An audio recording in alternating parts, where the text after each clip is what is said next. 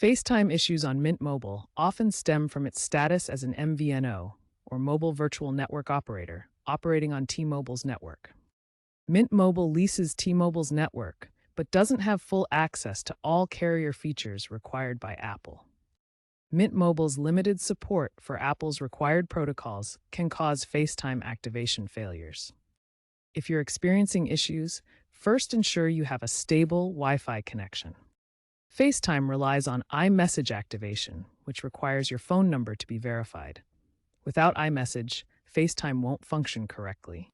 Activation problems often arise because Mint Mobile doesn't fully support the carrier signaling Apple requires.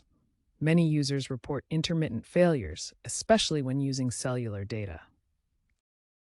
Start by verifying your Apple ID is correctly linked to your device and phone number. Sign out of iCloud and then sign back in to refresh your account connection. Reset your network settings by going to Settings, General, Transfer or Reset iPhone, Reset, and selecting Reset Network Settings. Make sure your device is running the latest iOS version by checking for updates.